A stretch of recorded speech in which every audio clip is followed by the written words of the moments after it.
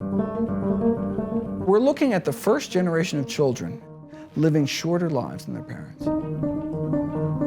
Heart disease, the number 2 killer of Brits, reversible with a plant-based diet.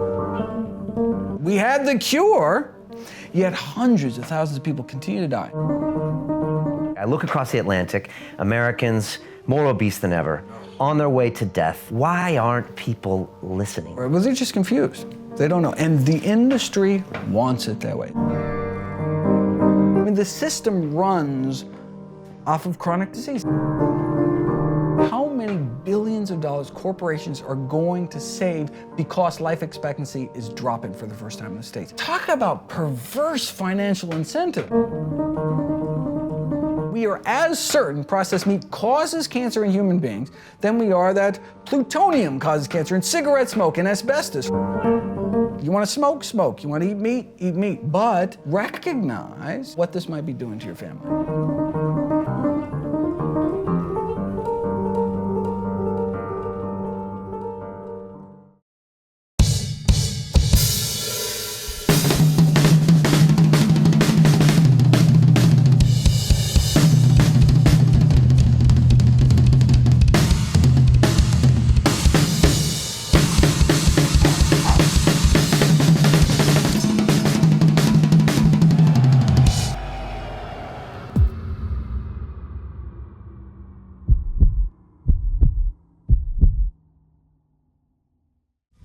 This week on the show, we have Dr. Michael Greger, who is a physician, best-selling author, and speaker who advocates a whole foods, plant-based diet in order not to die. And that's the name of his latest book, How Not to Die. And he goes through the 15 leading causes of death and how they can be prevented by eating plants and to get off our diet of animal proteins and dairy.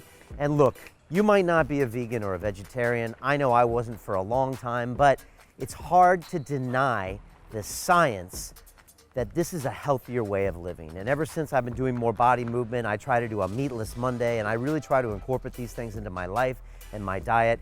And the science is there, and it's very hard to argue with Dr. Greger, and he's really compelling. His website, nutritionfacts.org, is a purely nonprofit way to show you how you can incorporate this stuff into your life. And I believe it's a game changer. I think 50 or 100 years from now, we all will be eating a majority of plant food. So listen to him. He's super entertaining. He's lots of fun. And I think you're going to learn something about your diet. And again, just try it. Try 1 day, 2 days a week of a plant-based diet and see how it goes for you. I'm doing the same thing, and I absolutely love it.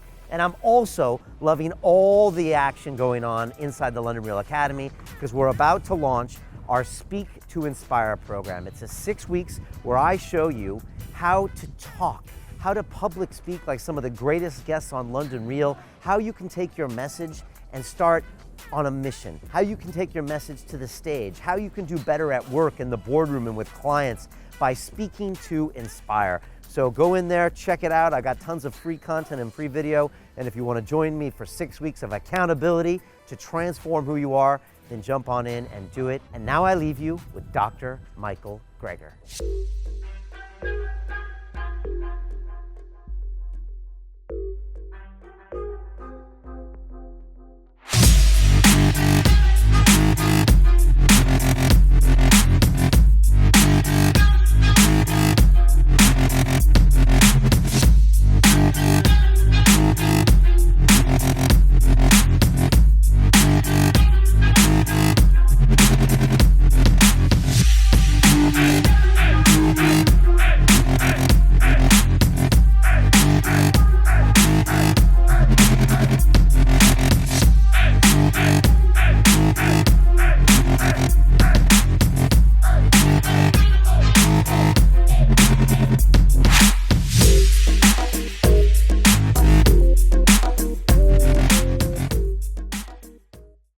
This is London Real. I am Brian Rose. My guest today is Dr. Michael Greger, the physician, best-selling author, and speaker who advocates a plant-based, whole foods diet to reverse and prevent fatal disease and illness. You're a graduate of Cornell University and the Tufts University School of Medicine, and your New York Times best-selling book, How Not to Die, examines the 15 top causes of death in America. You've appeared in numerous documentary films, including What the Health, Prescription Nutrition, and Eating You Alive. And your website, nutritionfacts.org, has thousands of videos giving research-based advice about specific foods and health-related issues. Dr. Greger, welcome to London Real. I'm so excited to be here. I am excited to have you. I was wondering, before we get into all this good stuff, and we got a lot to talk about, when you're about to land in London Heathrow and you're thinking, okay, I'm going back to see the Brits, how do we rank in the world when it comes to our diets compared to, say, the Yanks or third world countries or anything? How are we doing here? Well, like the U.S., according to the Global Burden of Disease Study, which is the largest study of disease risk factors in human history, funded by the Bill and Melinda Gates Foundation, the #1 cause of death and disability among Britons is the British diet. And the same thing in the United States, the American diet. #1 cause of death, bumping tobacco smoking to #2. Now, cigarettes only kill 500,000 Americans every year, whereas our diet kills hundreds of thousands more. So when you think about, physical inactivity, not getting enough exercise, smoking, all that ranks below diet, both in the UK and in the US. But that's great news. That means we have tremendous control over our health, destiny, and longevity. The vast majority of premature death and disability is preventable with a plant-based diet and other healthy lifestyle behaviors. So that's great. Okay, and so most G20 countries are suffering from the same problem. They've got an abundance of foods, they're making the wrong choices. Is that usually what's happening? Yeah, and so infectious diseases. So, people used to die of infectious, so you go back 100 years ago, right? The leading cause of death of things like pneumonia. That was before antibiotics. So now, and modern medicine is great with those kind of acute conditions. You have an infection, antibiotics can cure you. You have a broken legs, we can set it. There's all sorts of meat surgeries you can do. But for chronic disease, and that's really what's, these are the plagues, these are the kind of the pandemics of diabetes and obesity and heart disease and hypertension. That's what's killing us now, and unfortunately, medicine has little to offer, right? We can kind of slow down the rate at which you die from diabetes. We can slow down the rate at which you go blind, at which you lose your kidney function, go on dialysis, slow down the rate at which you, get lower limb amputations. But in terms of stopping the disease, preventing the disease in the first place, or reversing the disease, unfortunately, mainstream medicine has very little to offer because these are lifestyle diseases, right? So yeah, you can treat the symptoms, you can artificially lower people's blood pressures with blood pressure medications, but why not treat the cause in the first place, which is these inflamed, crippled arteries, because primarily what we're eating, although certainly cigarette smoke plays a role too. So, lifestyle diseases, if that's what causes it, you can't eat the same foods that cause the disease if you expect to stop and reverse it. But that's the exciting thing, is that many of the leading killers, so here, heart disease, the #2 killer of Brits, preventable, arrestable, reversible with a plant-based diet. And we've known this. This is the shocking, all right? So The Lancet, probably the most prestigious medical journal in the world, published here in the UK, July 23rd, 1990. Published Dr. Dean Ornish's lifestyle heart trial. That was really the landmark trial that proved for the first time ever, using something called quantitative angiography, that indeed heart disease could be reversed. Arteries opened up without drugs, without surgery, just a plant-based diet and lifestyle program. Since that day, no one else should have died in this or any other country from heart disease. We had the cure, yet hundreds of thousands of people continue to die from this preventable, arrestable, reversible condition, right? #11 killer Brits, type 2 diabetes. #12 killer Brits, high blood pressure. These are diseases that can be reversed, cured through diet and lifestyle changes alone. So why do people continue to die? People should be upset, should be angry that, wait a second, are you telling me my, father didn't have to die? Wait a second, he had type 2 diabetes, got worse, and died, right? Unfortunately, doctors aren't taught nutrition, right? There's this, doctors suffer from a severe nutrition deficiency in education. We just weren't taught about this, and so we kind of graduate without this powerful tool in our medical toolbox. And so that's why I've kind of made it my mission to get out there and show physicians that they have a broader array of tools and go directly to the patients themselves. When it comes to safe, side effect-free, simple solutions like stopping smoking, eat healthy, you don't need your doctor to tell you to do that. You can, take control of your own life and your family's health. And you are on a mission. And like the titles of the chapters of these books are pretty plain and simple. How not to die from heart disease, how not to die from lung disease, how not to die from brain diseases, how not to die from diabetes. And it's all about advocating this plant-based diet. Is that correct? Plant-based diet and lifestyle. So I talk about exercise, I talk about the importance of smoking cessation, I talk about, sleep, but certainly diet is the number one most powerful thing we can do in terms of modulating our risk for chronic disease. Okay, I look across the Atlantic, Americans more obese than ever, on their way to death, more information than ever, more money than ever. Why aren't people listening? Is it because they ultimately don't want to be told what to eat? They don't like their pleasures? Or they're just not educated? What is it? Because you're beating your head against a wall. It seems like it's bloody, but you're still doing it, getting your message out there. What ultimately you think it keeps people from just taking those changes? Right. Well, they're just confused. They don't know. And the industry wants it that way. This is a standard tobacco industry tactic, muddy the water, misinformation, right? Such that, so one day coffee is good for you, one day coffee is bad for you. Time magazine put butter is back on the cover. It shows you how desperate they are for dwindling print sales, right? Sells a lot of copies, but sells the public short, right? And so people love hearing good news about bad habits, right? If someone comes out with a diet book saying, broccoli is really good for you, how many books is that going to sell, right? Someone comes out and says bacon and butter is really good for you. You got a bestseller on you. And the media loves those kind of stories, right? And so there's just these conflicting. And so the processed food industry, which is $1 trillion industry, they just hope to confuse people so they'll throw up their hands, eat whatever's put in front of them. That's good for business. But not so good for people. Whereas if you look at the science, there's a remarkable global scientific consensus as to the core elements of healthy living going back decades. So, the scientific record isn't confused, just the way it's translated out to the public by these moneyed commercial interests that the message is lost along the way. Is it a conspiracy by these industries, or are they just looking in their best interest because they're just trying to maximize profits? That's just the way the symptom works. The CEO of Coca-Cola doesn't say, how do I make kids fat today, right? It's like, no, it's how do I make my shareholders happy in this quarter, right? Short-term profits for shareholders, right?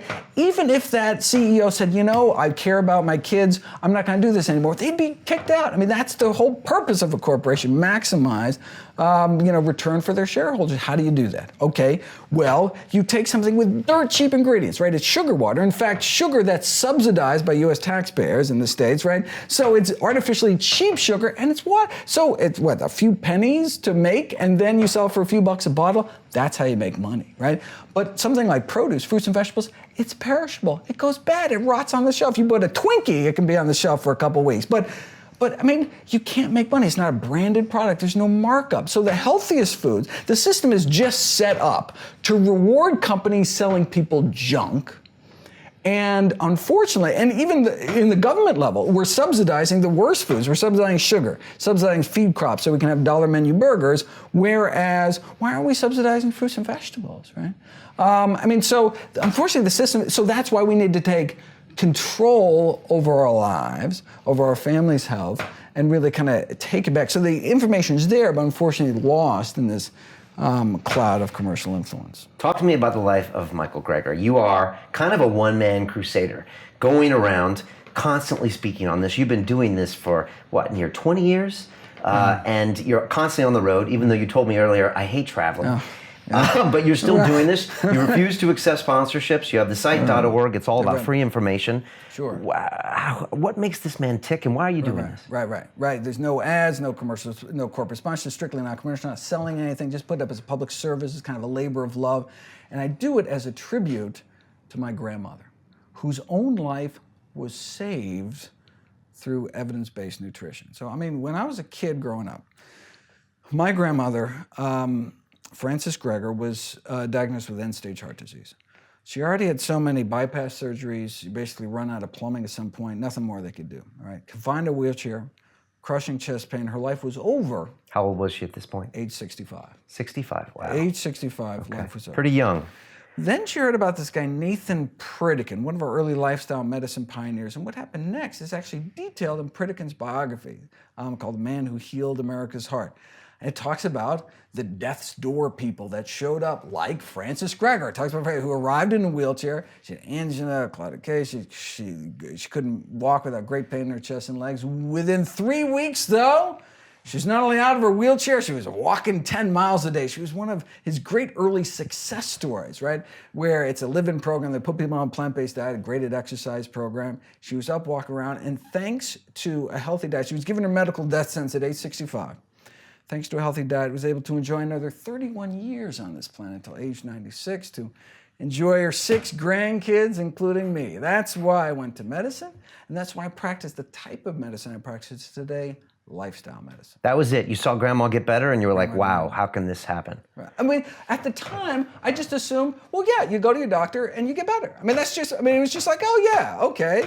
It didn't occur to me how radical that was. And at that time, they didn't even think heart disease was reversible, period. They thought it was just this inexorable, spiral to death. But Pritikin was showing back in the 70s that no, this disease could be reversed. It's a lifestyle disease. That's what causes it. Change the lifestyle. Now the hope. So there were populations. Where did Pritikin get this idea from, right? There were populations around the world. For example, in rural Africa, there's a network of missionary hospitals set up through actually UK physicians like Dr. Dennis Burkitt, right? Who was one of the most preeminent medical figures of the 20th century. Who went down, started this network of missionary hospitals, and they were seeing millions of people, and they did not suffer from heart disease. So they didn't see any heart disease. They didn't see colon cancer. They didn't see breast cancer. They didn't see, and these were Western trained doctors, not like they didn't know what to look for. I mean, the only people they saw is, if they had some foreigner there and all, this was before they had westernized their diet. Same thing we saw in rural China, for example, where people are eating these plant-based diets. And you say, rural China, rural Africa, what's the common Venn diagram, very different diets, is that they were plant-based on a day-to-day basis, with meat only eaten on special occasions. So wait a second, how do we know it's the plant-based nature of their diets that was so effective? Because in the Western world, the only folks with such low rates of these chronic diseases are those eating these strictly plant-based diets. And so you can see the same kind of cholesterol, low cholesterol levels and low blood pressures among those eating healthy. And so the hope was, let's take people with heart disease, put them on the same kind of plant-based diet, followed by populations that do not get epidemic heart disease, and hope maybe we can slow the disease down, perhaps even stop it. But instead, something miraculous happened. As soon as people stopped eating artery-clogging diets, their bodies were able to start dissolving some of that plaque away, opening up arteries without drugs, without surgery, suggesting their bodies wanted to be healthy all along, but were just never given the chance. So you can actually reverse this stuff. That's like, I talk about, there's actually a paper in the medical literature talking about the best kept secret in science. What's the best kept secret in medicine? Is that sometimes the body, under the right conditions, can heal itself. If you whack your shin really hard on a coffee table or something, right? You can get all red, hot, painful, swollen, inflamed, but will heal naturally if you just stand back, let your body work its magic, right? Okay, what if you whack your shin in the same place day after day? In fact, 3 times a day, breakfast, lunch, and dinner, right? You'd never heal, right? You go to your doctor and be like, oh, my shin hurts. The doctor will be like, no problem, whip out their pad, write your prescription for painkillers, right? You still whack your shin 3 times a day, still really hurts like heck, but feels so much better. Those pain pills on board. Thank heavens for modern medicine, right?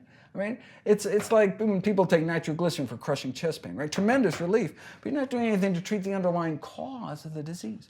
Our body wants to come back to health if we let it, but if we keep re-damaging ourselves 3 times a day, we may never heal. It's like smoking. One of the most amazing things I learned in all my medical training was that within about 15 years of stopping smoking, your lung cancer risk approaches that of a lifelong non-smoker. 15 years. Isn't that amazing? Your lungs get cleaned out. Your lungs can clear out all that tar, and eventually it's almost as if you never started smoking at all. And every morning of our smoking life, that healing process starting to wham, first cigarette of the day. re-injuring our lungs with every puff, just like we can re-injure our arteries with every bite. When all we had to do all along, the miracle cure, is just stand back, right? Let our bodies, get out of the way, let our body's natural healing processes bring us back towards health. Right? The human body's a self-healing machine. Right? Sure, you can choose moderation and hit yourself with a smaller hammer, but why beat yourself up at all? Talk to me about the parallels you see between tobacco and this whole, crisis we went through in the 50s, 60s, 70s in America and diet. I mean, are we going to look back at this in 50 years and say was just a similar lack of knowledge when it comes to diet? Right. So the parallel is not that there was a lack of knowledge, but the knowledge was there, but just no one knew about it, right? And so there were decades of solid science, starting back in the 30s, linking lung cancer and smoking. In fact, actually, the seminal paper that put it all together was this British doctors study, right, with Dahl and Pato. They were the ones that actually finally clinched the deal. And so it was this kind of epidemiological study that proved this, for 1958, there's a paper, Adventist study out of California, showing non-smokers 90% less lung cancer than smokers, all right? But no one knew about it because back then there wasn't this democratization of information. You couldn't go on the internet, right? If the industry could control the doctors, they could control the message, right? And so the AMA, the American Medical Association, actually went on record saying smoking was good for you. Not neutral, but actually good for you, beneficial for your health. When the Surgeon General came out with a famous report against smoking, in 1964, the AMA actually came out opposed, actually refused to endorse the Surgeon General's report. Why? Couldn't have been because they were just handed a $10 million check from the tobacco industry? Maybe. Did that actually happen? That actually happened. Okay. So we know why the AMA was sucking up to the tobacco industry, but why weren't more individual doctors speaking up? Well, there were a few ahead of their time speaking up against industries killing millions, but why not more? Maybe it's because the majority of physicians themselves smoked. Just like the majority of physicians today continue to eat foods that are contributing to our epidemics of dietary disease. What was the AMA's rallying cry back then? Everything in moderation. They said extensive scientific studies have proven smoking in moderation, oh, that's fine. Right? Sound familiar? Right? Food industry used the same misinformation, twisting the science, right? The same scientists for hire that downplay the risk of secondhand smoke and toxic chemicals are the same hired by the National Confectioners Association to downplay the risk of candy, same hired by the meat industry to downplay the risk of meat. But the best estimates we have is that processed foods, animal foods, contribute to at least 14 million deaths every year. So those of us involved in this evidence-based nutrition revolution, we're talking about 14 million lives in the balance every year. If I'm supposed to eat a plant-based diet, how come milk and eggs and red meat and chicken taste so good? Well, look, I mean, the food industry, why does candy taste so good? Why does cotton candy taste so good? Well, look, it must be good for me if it tastes so. I mean, the industry has found a way, right, to kind of subvert your natural biological drive. So if you go back a few million years, right, we basically evolved in a state of famine, right? I mean, during the winter months, right? There's not a lot. This is before agriculture. We couldn't store up grain, right? Yeah. So we evolved, and so that's why we evolved this insatiable taste for sweet, right, and for fatty, right? Because that's where the calories are. The calories, right? Concentrated calories. Concentrated calories. And salt, right? There's no salt shakers, right? There was no, potato chips out in the savannah, right? And so we had this desperate need for salt, sugar, fat. And so those are natural biological drives. So back then, our sweet sensation made us eat a lot of blueberries off the bush, right? That was a good thing for our bites. But now, right? Now we're not in a state of caloric deficiency, right? In fact, in most of the industrialized world, we actually get too many calories. Now, it's a matter of the industry has taken those same drives, turned it against us. Oh, you like sweet? How about some soda pop? Oh, you like salty? How about some chips? How you like, fatty? Well, And so before, it was a survival mechanism.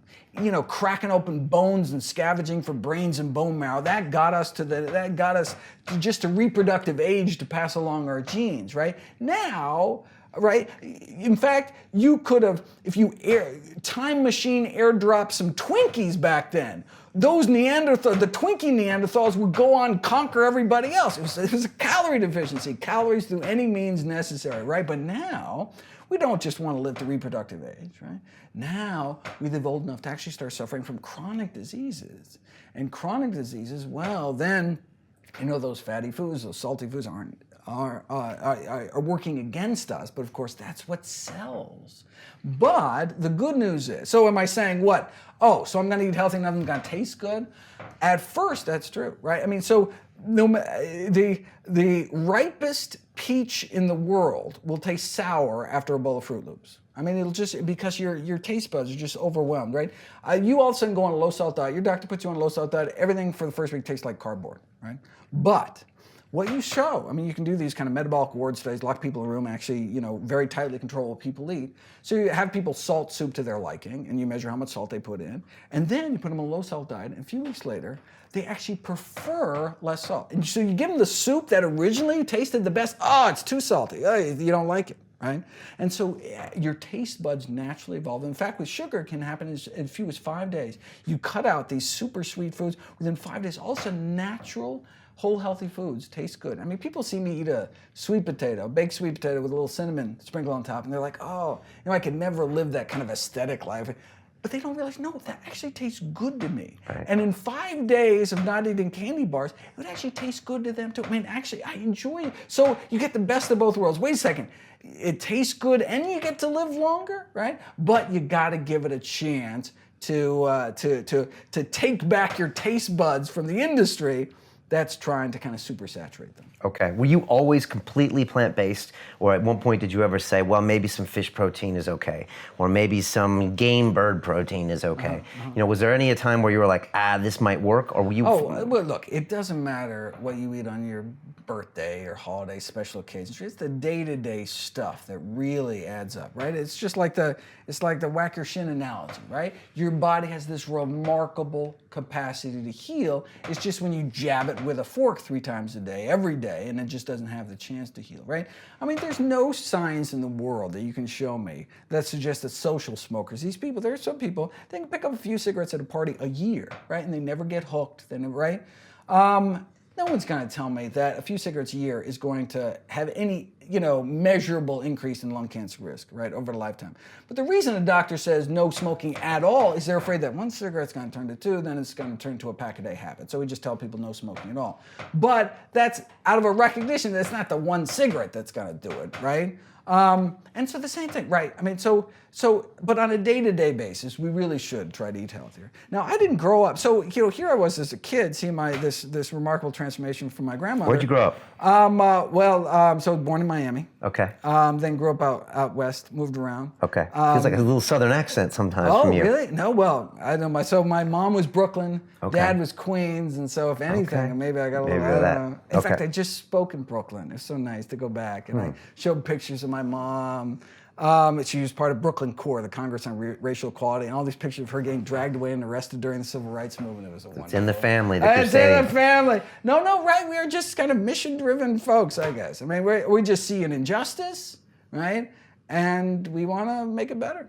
Okay. And so you said you grew up not having this diet. Oh, yeah, no. So, I mean, for me, it was like, oh, yeah, grandma has to eat that way because she's sick. Yeah. It's a treatment for sickness. I'm young and healthy. I don't need a treatment for sick, right? It was just, and not realizing. So it really wasn't until 90 when Ornish's paper came out showing the way you can reverse heart disease, which in the States is the #1 killer of men and women. Here in the UK, it's the #2 killer of cancer. So the #1 killer of men and women can be reversed. I was like, all right, that's it. I mean, my family had seen it with their own eyes, but here it was, published in black and white, some of the most prestigious medical journals in the world. Like, the evidence at that point was just overwhelming that I couldn't ignore it. And so then started myself eating that way. And with the recognition, I should have been eating this way all along, but it just didn't kind of click that, oh, yeah, duh. I mean, if that's all a plant-based diet could do, reverse the #1 or 2 killer of men and women, shouldn't that kind of be the default diet to proven otherwise? And the fact that it can also prevent, arrest, and reverse other leading killers like type 2 diabetes and high blood pressure would seem to make the case for plant-based eating simply overwhelming. What'd you eat today? Oh my God. I actually ate really good. So on the road, it's not so easy. I find myself in an airport food court and there's not much to eat. So, Because there's animal proteins everywhere. I mean, it's just salted, processed. But no, in the hotel that we stayed in by Heathrow here had a vegetarian breakfast thing, and breakfast in the UK is what I tell everyone to eat: beans for breakfast. So I had beans and tomatoes and mushrooms, kind of the traditional kind of British breakfast, just without the sausage, without the processed meat. But in fact, I tell everyone, so I encourage people to eat legumes: beans, split peas, chickpeas, lentils 3 times a day.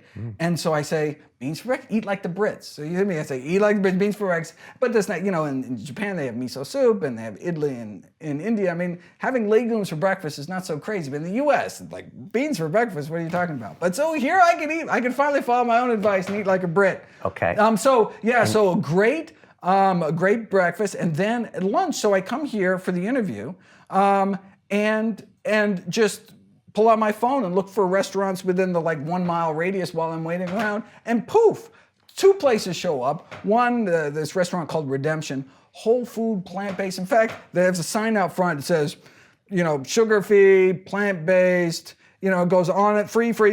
So what do we serve? Question mark. What's in this? Is that what it It's said? just like water. Yeah, water. Funny. But no, of course, it's just.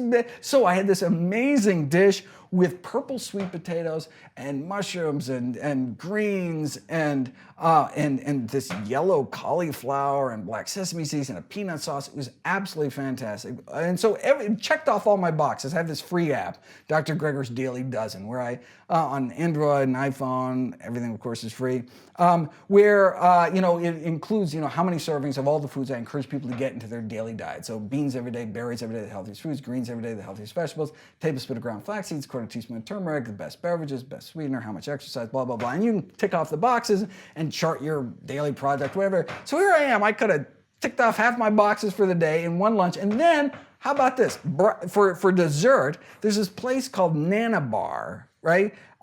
Where it is a nice cream bar. So it's a ice cream made from frozen bananas. One ingredient, frozen bananas, put through some juicer or food processor or something, comes out like soft serve ice cream. And then they just have whole food, toppings. And the guy behind the counter gets, his mom made the granola. How cool is that? Okay, so I'm having his mom's granola on frozen banana ice cream. So whole plant-based dessert and meal, and totally random. I didn't have to do my homework. I just showed up, and where was I going to eat? Now, this doesn't happen everywhere. Sometimes I'm in Arkansas or something, and I'm living off of Taco Bell bean burritos or something. But when I'm blessed to be in a great metropolitan city like London, I can eat healthy. You can make it happen. Easy. I mean, I didn't even, without a second thought. Yeah.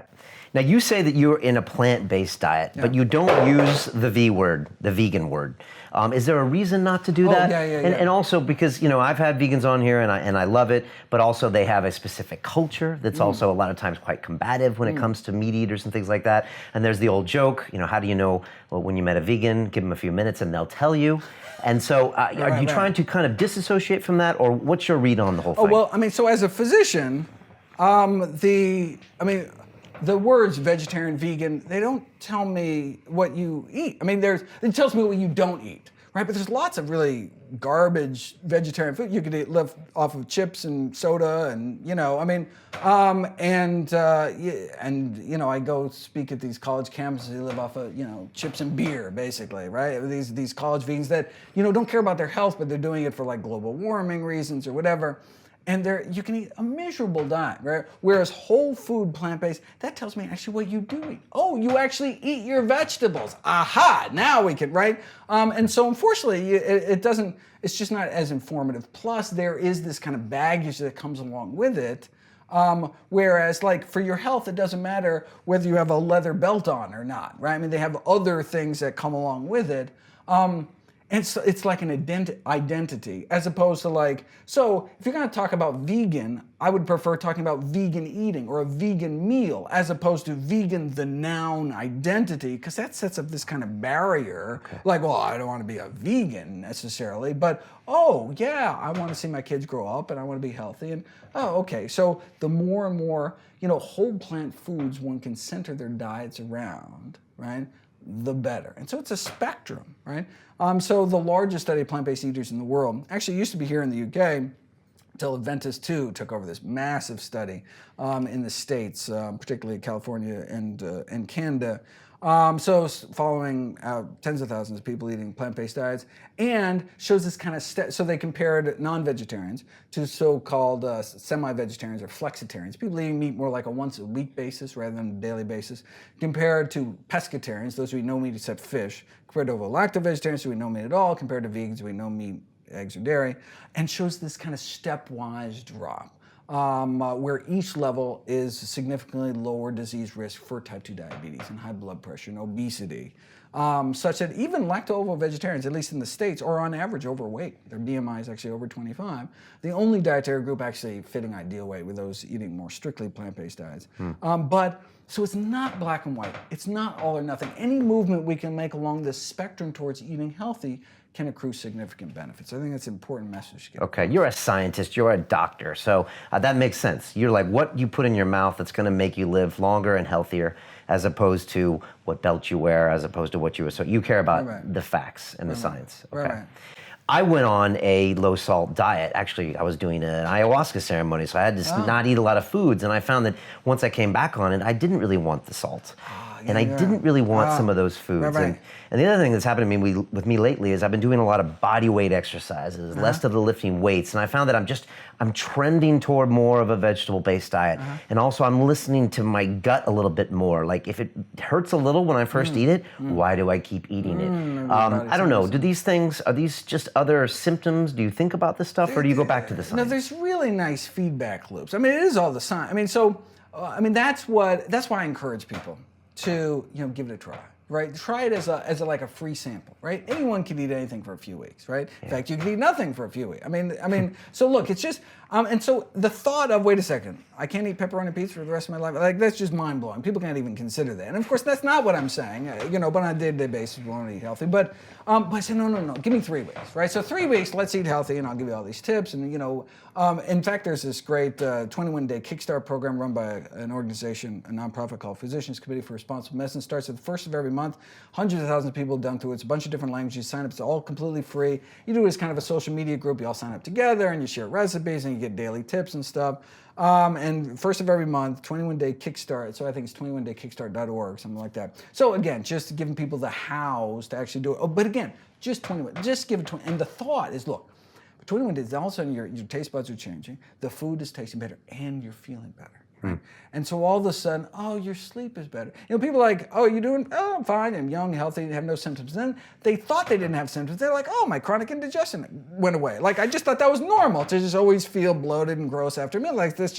But no, now, so my, bowel regulated, my periods are less painful. I mean, just like, they just feel so much better. And so then they have this internal motivation. No longer is it like, a few decades down the road, you're not gonna have a stroke or something, but it's this internal, wow, I feel so much better. In fact, it's funny, when they do these studies, talk about science, often they do what's called an ABA design, where you put people, switch people to a diet, so you have before and after, and then you switch them back to make sure it was actually the diet. So you switch people from their regular diet to a special diet, and then you see changes. And then you want to say, wait a second, was that just coincidence that happened? So you switch them back to their original diet to see if indeed everything went back to normal. And so there's been these studies done where they switch people to a plant-based diet, right? So it's been done for like migraines and a bunch of different medical conditions, rheumatoid arthritis. So switch people for a couple of weeks, and then part of the study protocol, they have to go back to the original diet, because then, your joints feel better. We want to make sure your joints actually feel worse. And they refuse to do it. And so many study subjects refuse to go back to their original diet. It screws up the study. In fact, we have to throw out those people from the study because they violated the protocol. And so actually the science comes out and actually underestimates the effect, right? It's so powerful, we can't even show it because they won't even finish the darn study. Because they just feel so much better. They're like, well, I'm not going back. Wait, I feel so much better. Wait, you crazy? You couldn't pay me to go back to the original diet. And so but you don't know until you give it a try, right? You don't know how good you can feel till you give it a try. And then you have the internal motive. Like, I feel better. Like, I don't care. So, and then all the science in the world, it's like, well, I know how my body feels, and I feel better eating this way. And yeah, it's great that science shows it's going to reduce my risk of all this other stuff. But again, you don't know till you give it a try. So that's really what I encourage my patients to do. I'm American, and growing up in America, I'm just wondering how we break this cycle of eating. You know, I still remember, how big is your steak? All these foods that almost seem like an American right to have my fries and to have my deep fried this and to have my this and to have my that. And, I watched this movie, Cowspiracy. I know you were in the sequel to that movie. And, when they asked him, they said, well, wait a second, you want me to reduce my shower volume of the water to save water? And they said, but what about not eating meat to save water? And everyone's like, well, we can't ask people to change their diet or they'll revolt. And because it's such a personal thing to ask maybe an American to, or maybe anybody. But how do we change this cycle? And then on top of that, when my heart gets diseased, I go to my doctor. He writes a prescription for a statin that he basically, is promoted to do. It funds the medical industry. They put out a beautiful 90-second ad on TV about how it's going to make me happy. I mean, there's a crazy, vicious cycle going on here. How do we break that? I mean, it's a very personal thing. I mean, talking about diet, it's like talking about religion, talking about politics. I mean, it's really deeply personal. It's like, basically, I'm saying, wait a second, you're telling me what my mother fed me was bad for me? Hey, don't, let's not go. Don't talk about my mother. Don't talk about my mother. What were you, what? Right. Oftentimes, so what I've done in my own practice is I start out not taking anything away. I just encourage to eat more healthy food. So I'm not taking anything away. It's like, okay, I want you to eat this every day, have a salad every day, and add these foods to your diet. I want you to eat this much fruit every day. And then they feel like, they're not feeling deprived. Now they got too much food in hopes that you're kind of, there's only so much you can fit. There's only so many calories you can get in a day. And so you're hoping by, eating some of the healthiest foods, inspiring people to some of they just don't have enough room for some of the less healthy options at the end of the day. And so they can kind of start down that path. Okay. And then they start feeling healthier and they start getting a taste for these foods. They start experimenting with new foods. People have the sense that, like, what am I going to eat? Like, it's like it would constrict my diet.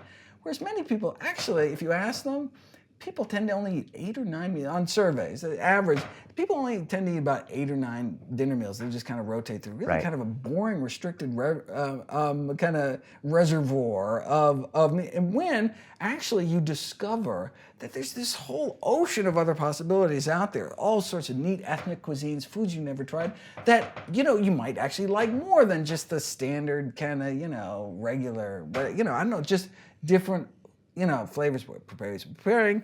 A lot of people, grew up, never knew what hummus was or never it's like, wow, this stuff is really good. And, and so it often ends up expanding people's repertoire. They're actually eating more interesting, more diverse diets than they ever were before, eating just kind of the standard American diet or the standard British Western diet. So you try to encourage them to try some new foods and see.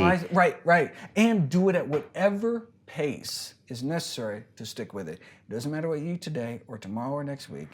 It's what you're going to be eating 10 years from now, right? Yeah. And so go at whatever pace. It has to be affordable. It has to be delicious. It has to be convenient for you and your life, right? I mean, anyone can hold their nose and eat something they don't like for a couple days or a couple weeks, right? But then it's not going to be lifelong sustained, right? This is a lifestyle. It's a whole different way for you. So for the rest of your life, can you eat this way? If the answer is no, you got to keep trying foods. And then all of a sudden you find a breakfast, you're like, I never had steel-cut oats before. Wow, these are really good with berries and nuts and wow, okay, I could see myself eating this way, this variety of really good food. Okay, so then you got you ticked off a box for, I got a really good go-to breakfast. Okay, and then you're like, what are some lunch options that fit into my workplace or whatever? And look, if this takes weeks, if this takes months, we're talking about, your longevity. We're talking about adding years to your life. We're talking about adding healthy years to your life so you actually be productive to society, enjoy life, right? Healthy people have more fun. That's the message I want to give. Healthy people have more fun, right? For people, particularly young people, a lot of people, they may not have a close relative that's actually been really sick or actually seen somebody die. But see, we physicians, we're in the hospitals, right? We see how horrible the disease is, right? I mean, I take all my diabetics to a dialysis ward. Unless you've been to a dialysis ward, you don't know what it's like to lose your kidney function. What's it look like? So first of all, there's this stench of urine. You just can't get away from it because basically that's what you're doing. You're filtering out the urine because they no longer had kidney function. Right. And so people have to go there, and it's literally hours hooked up to this machine that cycles throughout their blood. and it's the most depressed, soul-crushing. In fact, the turnover at this place in terms of the employees, the staff, is so great just because it's just because everybody dies so quickly. In fact, the average life expectancy once you start dialysis is very short. Wow. Though most diabetics actually don't make it to dialysis because they die of heart disease first, because dialysis so increases your risk of heart disease. You have a heart attack before your kidneys function, but if kidney fail. But people don't realize, like, the loss of independence. Like, hospitals are horrible places to be. If you've never experienced that yourself, you just don't realize that whatever dreams you have, whatever you want to do with your life, you don't realize how cut short that would be by a disability. That all of a sudden, like, if you couldn't see, like, what would that mean for your life and your family? And like, and so, yeah, the vegans talk about global warming and animal welfare and all these kind of other external kind of altruistic, whatever. But no, I'm talking tangible benefits. Your life, what do you want to do? Like, what are your goals? And, how are you going to get there? And how can I? Look, it's your body, your choice. You want to smoke cigarettes? Want to go bungee jumping? It's your body, your choice. Do whatever you want. As a physician, all I can do is share with you what the predictable consequences of your actions are. If you continue to smoke, this is what's likely to happen to people in your circumstance, Continue watching this fascinating conversation for free by clicking on the link below to visit our website, and I'll see you on the inside. They moved on to killer number 2, cancer, which is actually the number 1 killer here in Britain, where they took men with early stage prostate cancer, put them on the same kind of plant-based diet and lifestyle program that reversed heart disease, and saw for the first time ever a reversal of the progression of cancer. First time ever a diet's been shown in that randomized controlled trial. The people in the control group that didn't do anything special continued eating their regular diet that contributed to the cancer in the first place. Their cancer continued to grow. You can follow a biomarker called PSA, which roughly translates to tumor volume, which gets worse, worse, worse.